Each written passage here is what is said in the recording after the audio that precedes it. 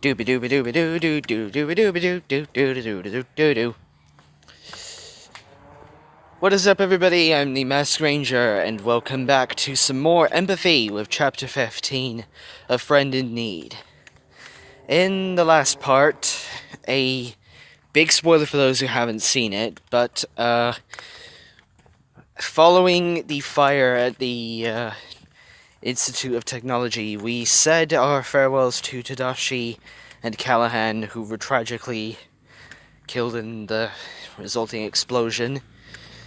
So that chapter opened with their funeral, and the rest of it was Wasabi teaching O about how humans mourn, Go Go and Cass having a heart-to-heart about Tadashi and what he meant to them, and Go Go having a sparring session with Wasabi in order to let out her frustration at grief at being unable to help Tadashi or save him.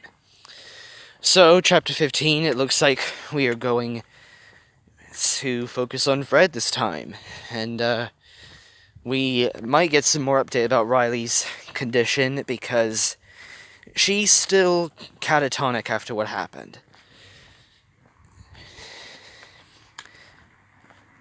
However, I do hope that she gets better soon. That's all I'm going to say. So, without further ado, let's begin. I have a bit of a new system in place that I'm going to be discussing. So, I'll explain at the end. Let's go. Fred sighed as he made his way down the street. Dressed in a San Francisco samurai basketball jersey, over a white t-shirt and Spit Kaiju ski cap on his head. His hands tucked into the pockets of his khaki shorts. Glancing up, a small smile appeared on his face as he spotted the Lucky Cat Cafe coming into view. Walking up to the door, he was caught off guard as it swung open and Jill stepped out, almost walking into the young man. "Oh!" Jill said with a startled surprise as Fred hopped out of her way, placing one hand to her heart while the other held the coffee she had just purchased. "I'm sorry, Fred. I didn't see you there."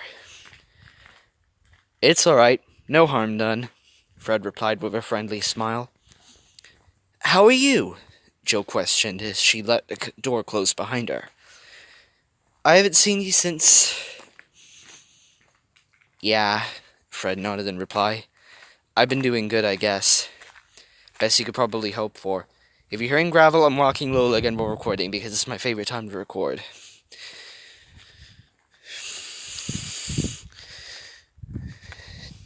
Did I say best you could probably hope for? Yes, I did.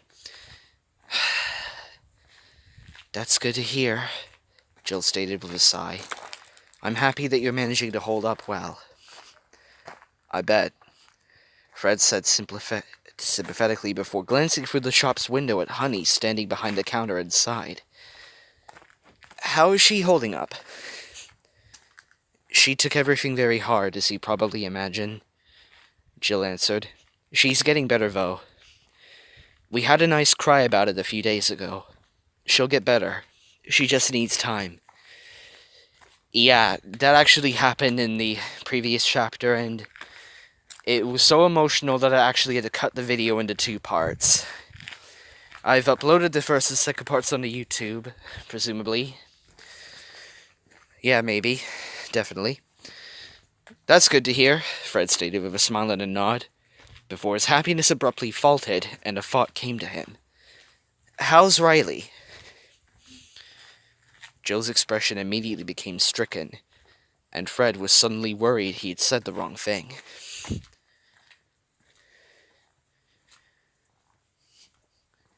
"I don't know what to do, Fred," Jill said quietly, averting her eyes that were starting to swell with tears. She hasn't changed at all since that night. She won't talk. She barely eats. We don't even send her to school anymore. She's meeting with a grief counselor right now, but..." Jill reached out and put a hand on Fred's shoulder, and the young man was briefly worried she was going to faint. Grasping onto the material of Fred's shirt, Jill turned her gaze back to him, her eyes watery with unshed tears. "I can't lose my baby, Fred," Jill stated, looking like she could fall apart at any moment. "I can't. And I know you won't. She'll pull through. Oh, somehow. You won't," Fred reassured her, reaching up and placing his hand over Jill's. "Riley's as tough as they come." "I hope so," Jill replied as she started pulling herself back together. "Thank you for recommending her to us, by the way." "Don't mention it. It just took a quick internet search," Fred replied with a shrug before his face lit up. "Hey, you're going to get Riley now, right?" Jill nodded in reply. "Why don't I come with you?" Fred suggested. "Maybe seeing a familiar face will cheer her up." "I think she might like that," Jill said after a moment, giving Fred a hesitant smile. "I don't see how it could hurt." "Awesome!" Fred declared excitedly, before motioning for Jill to lead the way. "After you." Jill smiled at Fred's enthusiasm before she began making her way down the street, the young man following along behind her. "Please bear with me, I need to pick up some poo from Lola."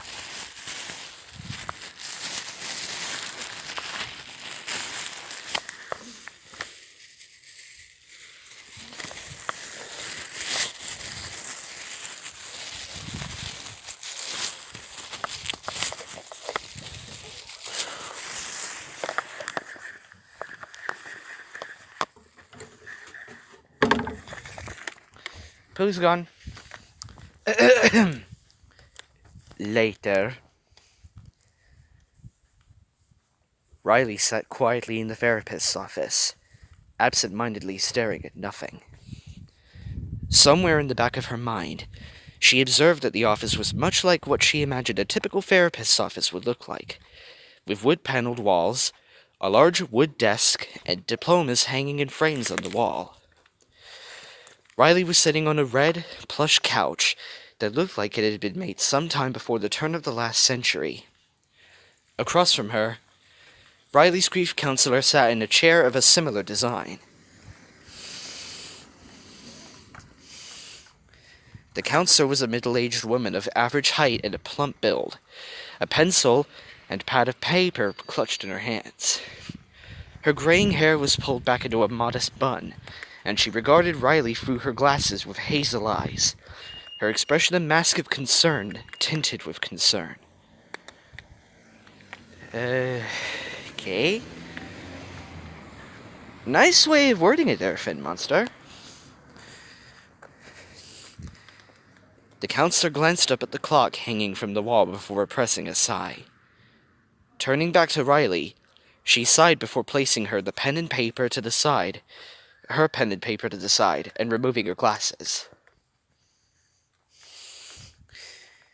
"You know, it's not unusual for one of my patients to not feel like sharing during their first session," the counselor explained, doing her best to look Riley in the eye as she spoke, despite the fact the girl would not meet her gaze. "It is, however, rather strange when they don't say anything at all."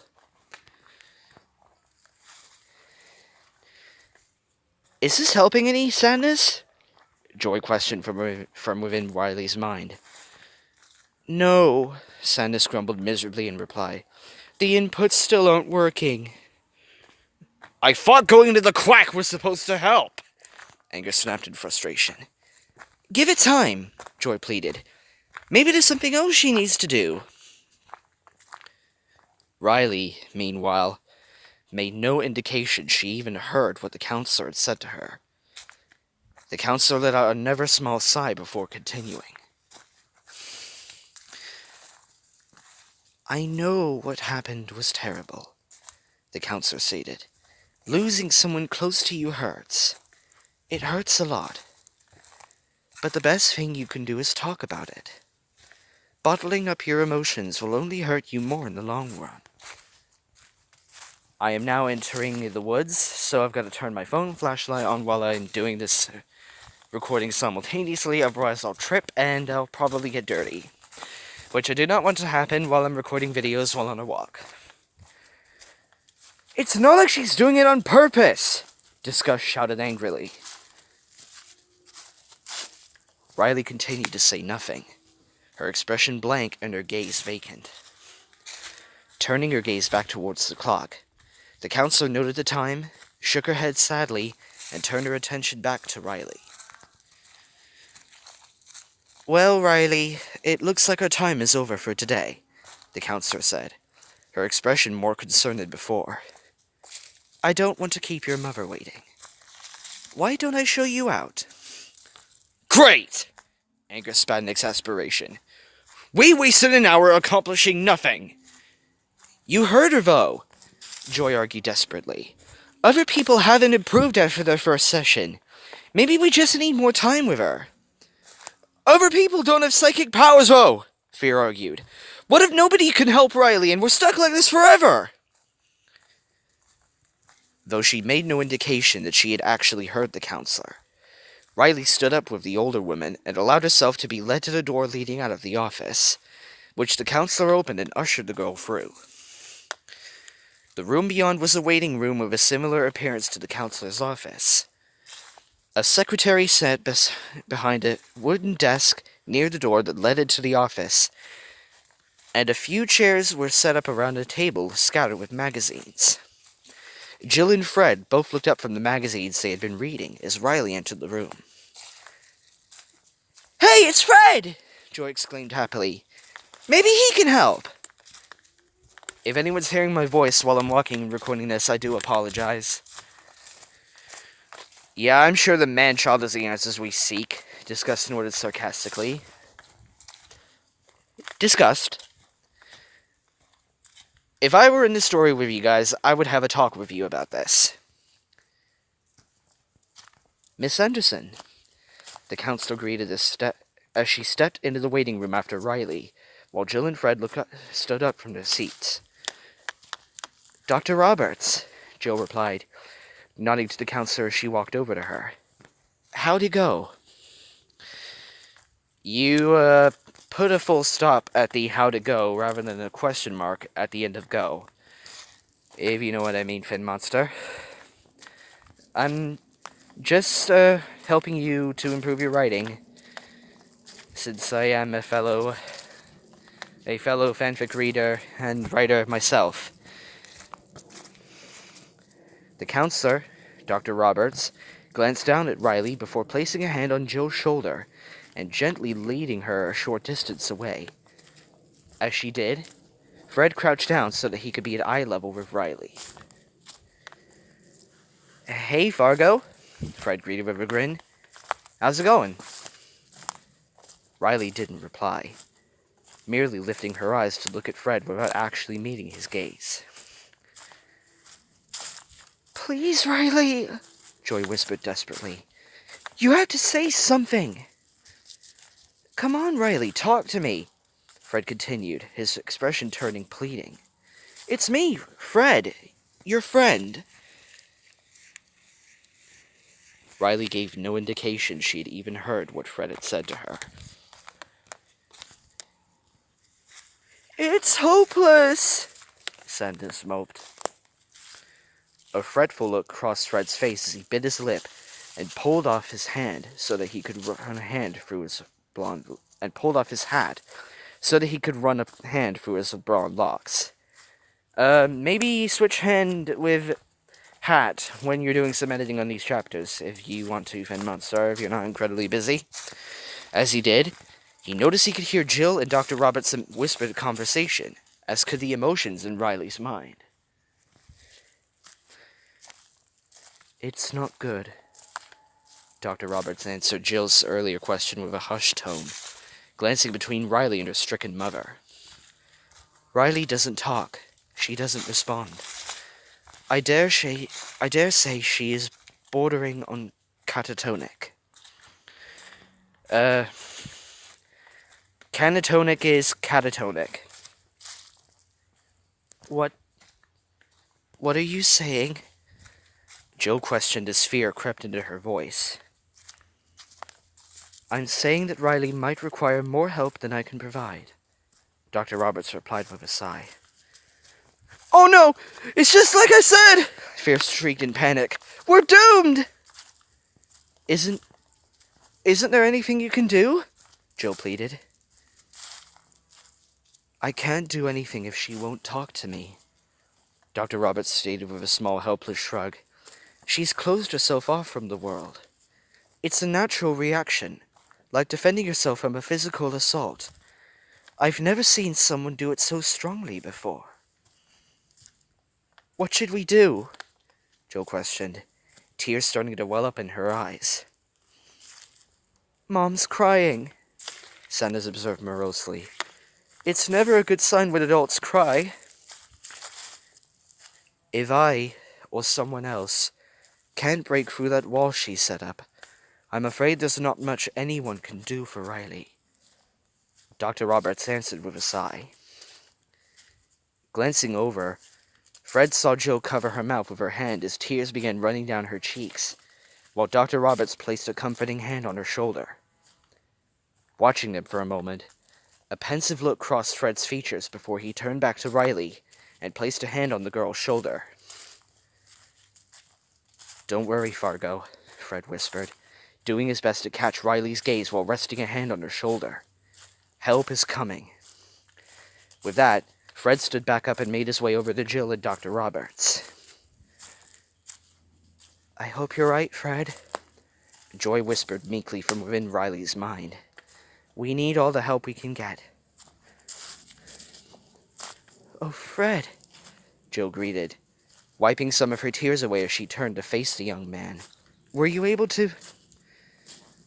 No, Fred answered with a sad shake of his head. I'm sorry. I wasn't able to reach her. Jill's voice hitched, and she had to visibly struggle against bursting into tears. I have an idea, though. One of them going to work on right now, Fred stated, his expression turning resolute. We'll get through to Riley. I promise. Thank you, Fred, Jill replied, smiling at the young man through her tears. Do you need me to? No, it's all right, Fred answered, cutting off her question with a friendly smile and a shake of his head. I'll get my own ride. You just get her home. All right, Jill agreed with a nod. Thank you again, Fred. Don't thank me just yet, Fred replied with a smirk before he began making his way to the door leading out of the office. I'll see the both of you around, okay? Okay, Jill answered, smiling and nodding at the young man as he left. As the door closed behind Fred, Jill turned back to Dr. Roberts, managing to collect herself again.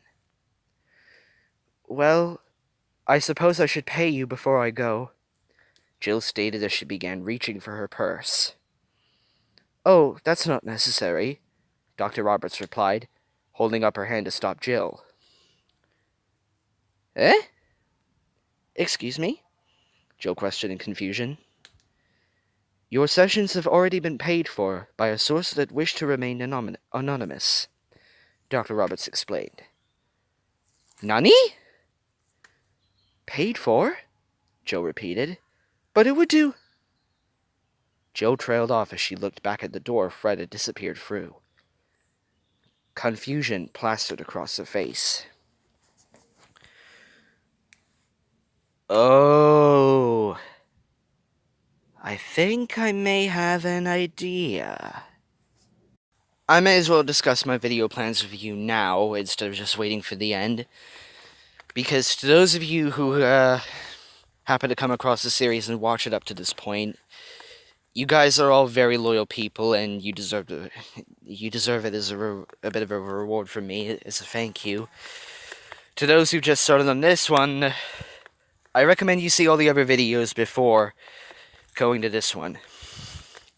So my video plan is that throughout the year, I'm going to be recording several chapters in my free time when I'm outside and when it's quiet. So so that I will have many recordings ready to be uploaded on Sunday. That will be, hopefully, when new videos start coming out, since Sundays are basically days where Sundays are days where I can freely upload these videos when I've basically gotten other stuff done. When Sunday is an off day, a bit of a relaxed day for me when I'm not running around and doing stuff, so I'll have plenty of time to upload videos that I've recorded. As for the recordings, I will do them throughout the weeks, and I'm hoping to eventually complete this Let's Read series before Finmonster finishes the sequel to this story, known as Unity, as I am planning to read that next. Because it sounds really interesting. And for those of you who may still care about the other series I'm doing, like Elements of Gaming, don't worry. I'm planning to eventually get down to recording more stuff for that. It's just, I've been trying to branch away from MLP stuff a bit throughout the year. I think now is about the time where I can start balancing the MLP stories with the other stories that I do, because I found some that's worth reading, especially involving, like, Kamen Rider and some stuff. So let me know in the comments below what stories you would, if you come across a story and want to leave some comments, let me know what stories you would personally like me to read. And somewhere down the line, I will re-upload Light in the Darkness, the MLP fanfic that I should have uploaded about months ago, before the videos just failed to record. So, with any luck, new recordings throughout the week, and then I'll have some stuff recorded throughout the week, and some videos will be released on Sunday. I'm planning to have them released during the time that Finmonster is still writing a sequel and taking breaks in between. And I'll also be doing them hopefully before or after New Year's Eve and New Year's Day of 2019, the end of this year. So, I'm personally looking forward to all of this. I'm just hoping that somehow I can at least, that these videos will be my way of putting this channel on the map. I'm still thinking of a way to upload them onto, to get more viewerships on them. Because I think that people would really enjoy this series if they, at least, if they had the spare time to have a look at them. I'm not trying to be special or anything, I just want people to see that I can also, in my own way, be a good YouTuber myself. I don't think I'll ever be able to catch up with the videos made by the Brony Analysis League.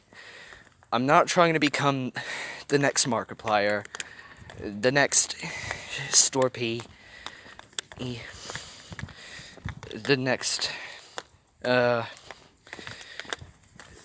next big YouTuber. My time may have gotten off to a rocky start, but all I want to do with that time is spend it on making good quality videos for you all. Even if I am limited with just the DE recorder and my phone. And since my phone is the only way of getting onto my YouTube channel on mobile, if something were to happen to this phone, if I were to break it accidentally or just lose it somewhere, I'm stuffed. I'm gonna have to do a new YouTube account. I'm going to have to do the entire series over from scratch. And I may have to do more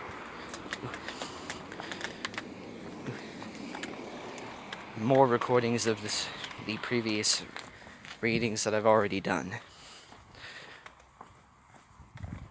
But even so, I just want to leave my own mark on YouTube by creating content that I love to do, featuring all my favorite shows and basically a few or a lot of my favorite things.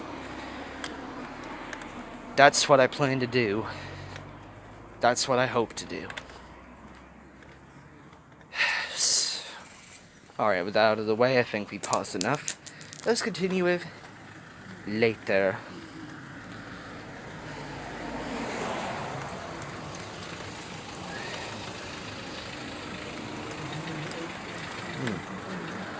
I'm close to the road again, so sorry about if there are cars coming in. But then again, I can never escape cars coming in, can I? A knock from the door echoed through the small apartment, traveling through the immaculately clean combination kitchen and living room to the smaller bedroom beyond. In the bed, a form shifted under the covers, the incessant banging on the door drawing them from sleep. Wasabi! Fred's muffled voice came from the other side of the door. Hey Wasabi, you there? Grumbling under their breath, the form under the covers shifted as someone got up and made their way over to the door. Come on, Wasabi, it's Fred! Fred called again, still hammering on the door. Quit playing with your bonsai tree and... Fred was cut off as the door suddenly swung open, revealing Go Go standing on the other side, glaring at him. Fred's eyes widened in surprise as he looked Go Go over, his hand still raised to continue knocking on the door. Go Go had clearly just woken up, her black and purple hair tousled by sleep, and her face unadorned by her usual makeup. She was dressed in a light green t-shirt that was at least 3 sizes too large, the sleeves hanging to her elbows, and the hem hanging just past her bare thighs, her toes clenching and unclenching into the brown rug on the floor. If I'm raising my voice to read a bit clearer, it's because of the cars, so blame the cars as always. What? Go Go demanded, her irritation palpable. It took a moment for Fred to collect his thoughts and process the sight before him. Leaning backwards, he glanced up and down the hall in confusion before turning his attention back to Go Go. Is Wasabi there? Fred asked, seemingly unsure of the question he was asking. Yeah, come in, Go Go replied as she nodded towards the inside of the apartment. Clearly confused, Fred stepped inside and walked into the living room as Go Go closed the door behind him. Yuri? Wasabi said through a yawn as he stepped out of the bathroom, stretching his arms above his head as he went, dressed in nothing but more than a pair of olive green boxer shorts. Who is... Wasabi froze in place as he caught sight of Fred standing before him, his eye widening in surprise as an amused grin spread across Fred's face. Fred! Wasabi shouted in surprise before hopping backwards and pulling his bedroom door open enough that it shielded him from sight. What are you doing here? I wanted to talk to you about something, Fred explained, his knowing smile growing wider by the second. I see you found Go Go. How'd that go? Ooh, can you dance for me? No thank you. Well, I mean, I found her, at the gym, where we thought she'd be, Wasabi answered, stumbling through his words as he felt his face heat up. And I guess we talked about stuff. I'll be there in a bit.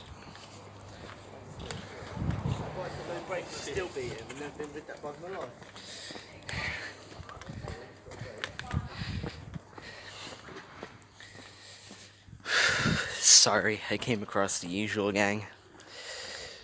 We had sex.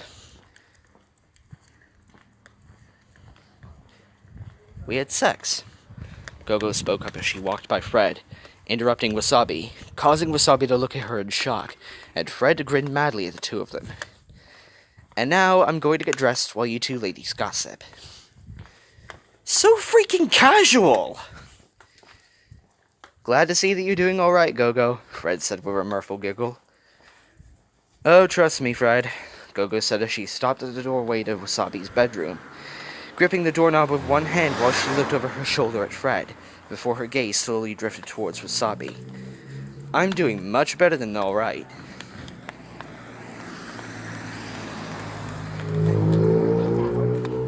Hi. Her name's Lola.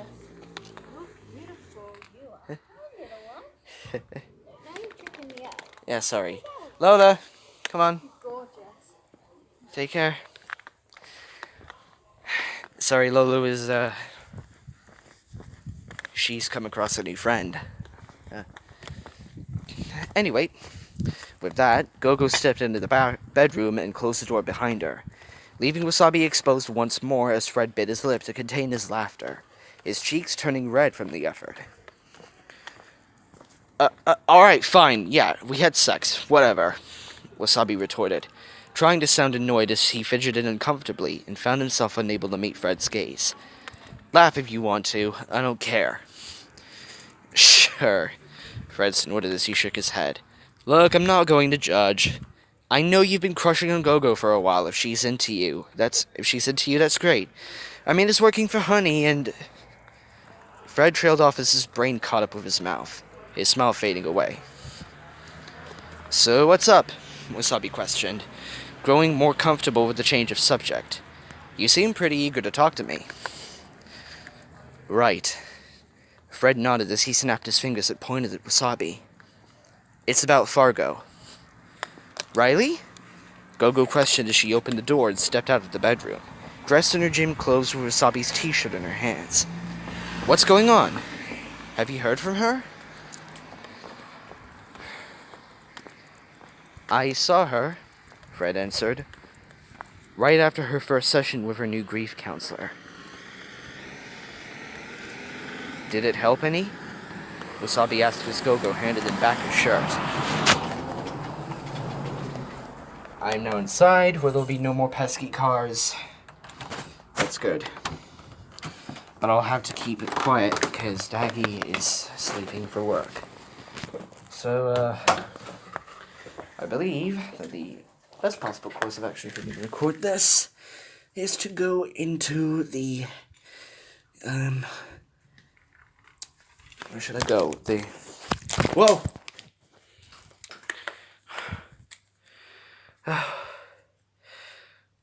Sorry, I almost dropped my phone. Oh my god. I might as well just close the door in the kitchen and do it that way. No, Fred answered with a shake of his head. I'm just moving the kitchen seat so I can sit on it. Sorry about the extra noise. The counselor says that she's walled herself off from the world. Worse than anyone she's ever seen. Fargo's practically catatonic. Jesus, Wasabi whispered in horror as he pulled his t-shirt on. I know, right? And the less worse part about it is that catatonic is spelled wrong yet again. Let me just try and get the... I can't get Google up because I'm... Dang. I'll look it up later. But I will prove that catatonic is supposed to be spelled with an T after the first A, not an E. An N, not an N. It's her powers, right? Go-Go questioned, concern clearly written on her features. That's what's causing this. Seems like it, Fred confirmed with a nod.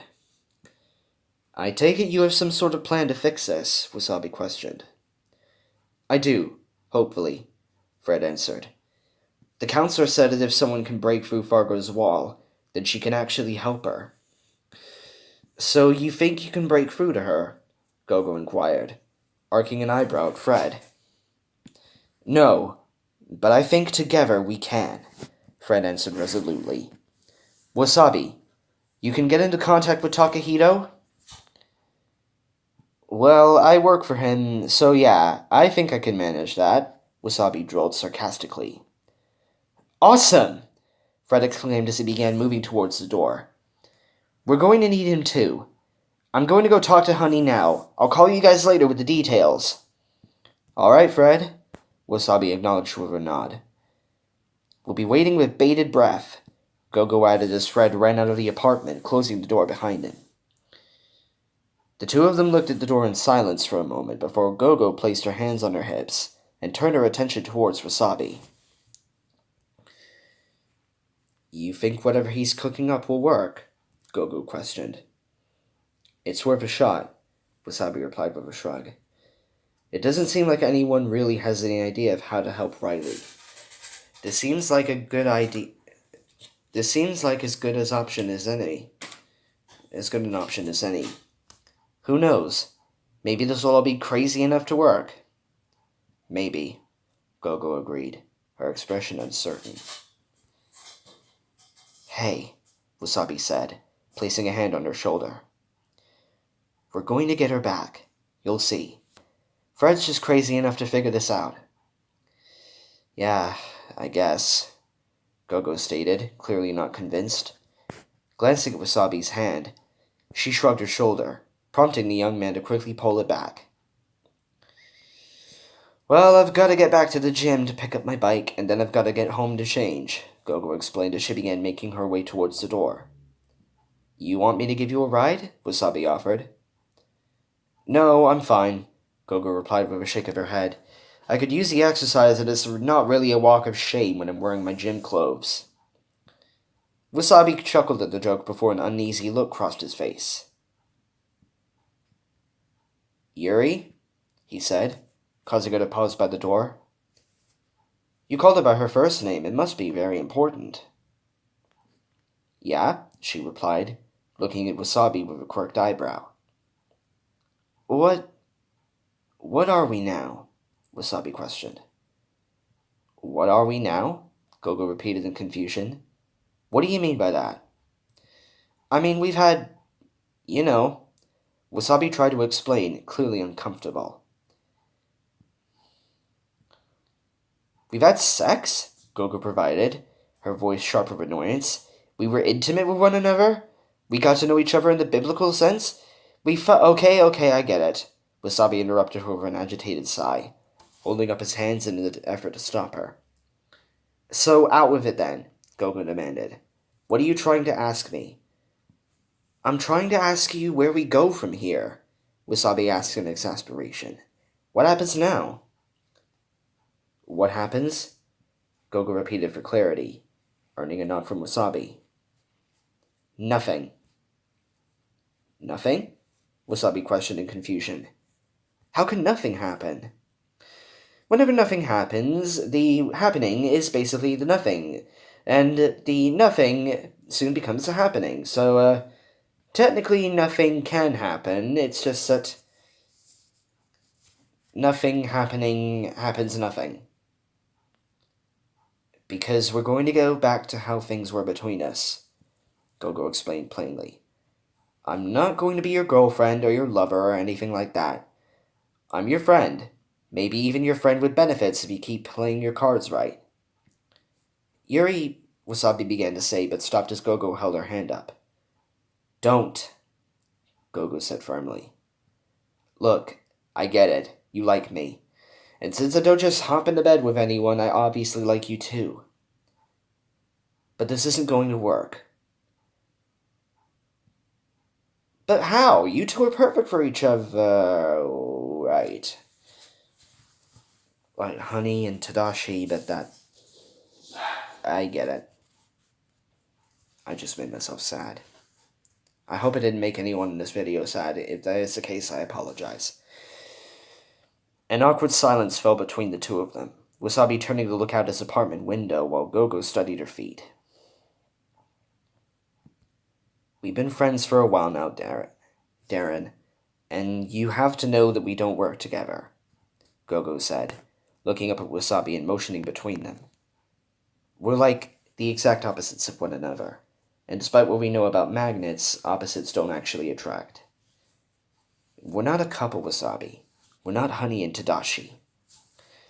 Sometimes opposites do attract, but I understand where Go-Go is coming from. I mean, she is the stoic and serious most of the time, or Wasabi, he's the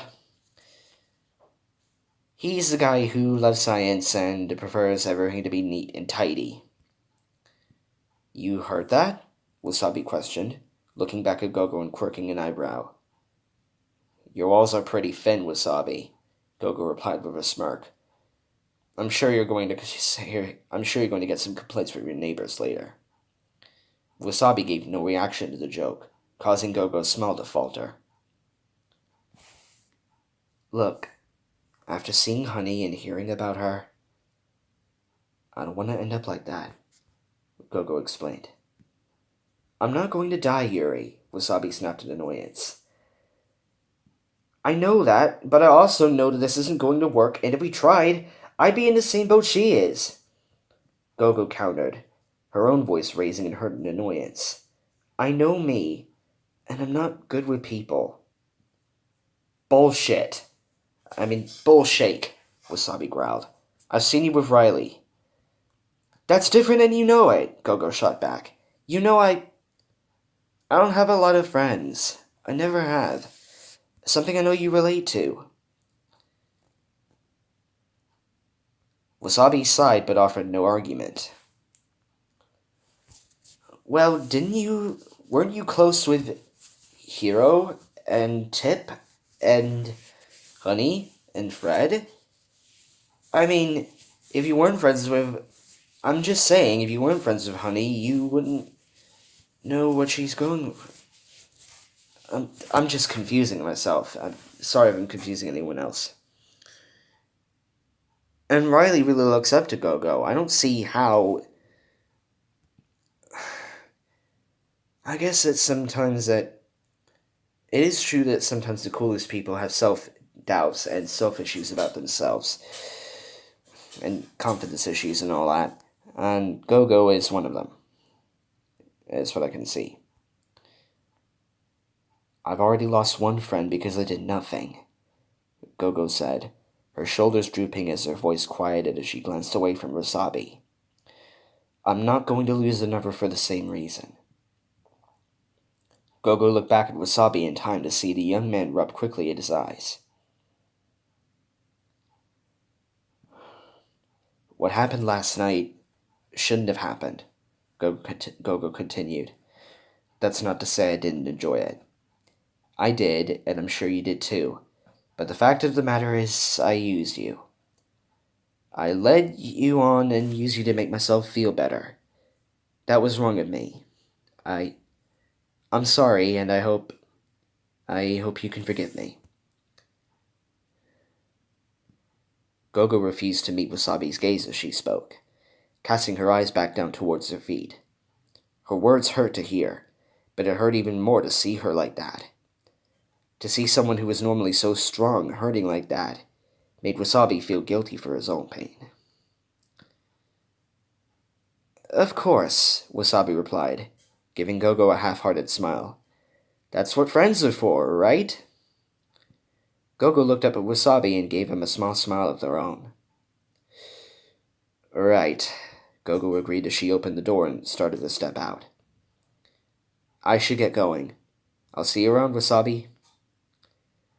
And with that, she was gone, not even waiting for Wasabi's reply. Sighing, Wasabi ran both of his hands over his face while leaning his head back against the wall behind him with a dull thud. See you around, Wasabi muttered morosely to himself. After a moment, Wasabi's thoughts were interrupted by a small knock coming from the closet in the hall that led to his bathroom. Are you being finished with your mating rituals? The muffled voice of Oak came out from within the closet. May I come into the out now? Sighing, Wasabi rolled his eyes before trudging down the hall to release the alien he had trapped in his linen closet. Hi-oh. I take it you heard all that. Office note. Hey guys, bit of a shorter chapter this time, but I got to touch upon some important emotional points. Hope you guys enjoyed it. I did, and I hope the rest of you did as well. So, basically, recap. Fred tries to help Riley. It doesn't really work out, but he's come up with a plan to find a way to help out. Riley is still in her own little world at the moment. New video plans, new recordings might start tomorrow or a few days later. Tuesdays or Fridays with a free time, or whenever my brother's at work, or whenever no one is sleeping, so I can have as much time as I want to record. Go Go Wasabi is not going to be a thing for at least a few months for now, I guess. Fred's plan involves Takahito and Honey Lemon, Hope Tip, and presumably O, because he's appeared at the end too. Whew. And that is a short recap. So hopefully I'll see you again next Sunday. Until then, I'm the Master Ranger saying 2018 to 2019 is going to be wild for me. See you soon. And remember, no matter what happens, keep moving forward.